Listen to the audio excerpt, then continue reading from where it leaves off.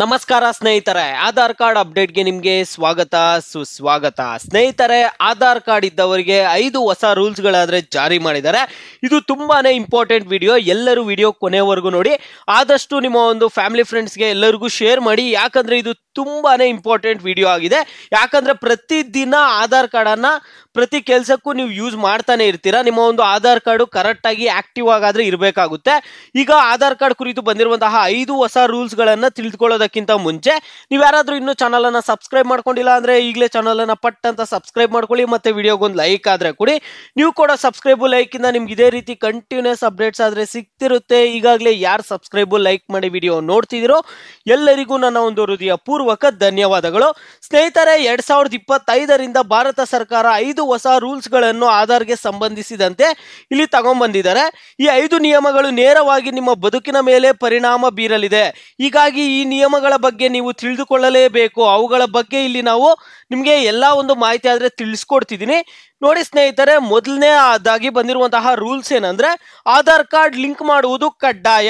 ಆಧಾರ್ ಕಾರ್ಡ್ಗಳನ್ನು ನಿಮ್ಮ ಹಲವು ದಾಖಲೆಗಳಿಗೆ ಲಿಂಕ್ ಮಾಡಿರಲೇಬೇಕು.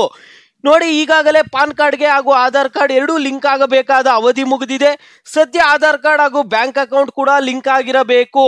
ಸರ್ಕಾರದ ಯಾವುದೇ ಯೋಜನೆಗಳು ನಿಮ್ಮನ್ನು ತಲುಪಲು ಸರ್ಕಾರದ ಯಾವುದೇ ಕೆಲಸ ಆಗಬೇಕಾದರೂ ಇಲ್ಲಿ ನಿಮ್ಮ ಆಧಾರ್ ಕಾರ್ಡ್ ಲಿಂಕ್ ಆಗುವುದು ಕಡ್ಡಾಯ ಅಂತ ಹೇಳ್ತಿದ್ದಾರೆ.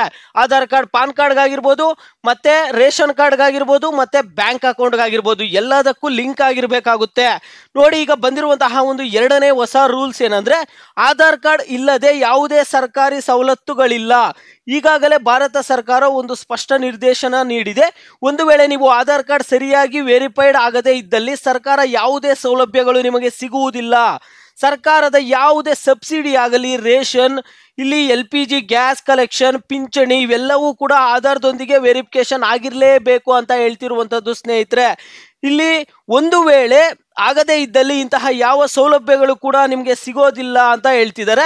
ಈಗ ಬಂದಿರುವಂತಹ ಒಂದು ಮೂರನೇ ಹೊಸ ರೂಲ್ಸ್ ಏನಪ್ಪಾ ಅಂದ್ರೆ, ಬಯೋಮೆಟ್ರಿಕ್ ಅಪ್ಡೇಟ್ ಆದ್ರೆ ನೀವು ಅಪ್ಡೇಟ್ ಮಾಡಿಸಬೇಕಾಗುತ್ತೆ. ಫಿಂಗರ್ ಪ್ರಿಂಟ್ ಸೇರಿದಂತೆ ಐರಿಸ್ ಸ್ಕ್ಯಾನ್ ನಿಂದ ಹಿಡಿದು ಎಲ್ಲವನ್ನು 2025ರಲ್ಲಿ ಅಪ್ಡೇಟ್ ಮಾಡುವಂತೆ ಸರ್ಕಾರ ಆದ್ರೆ ಸೂಚಿಸಿದೆ.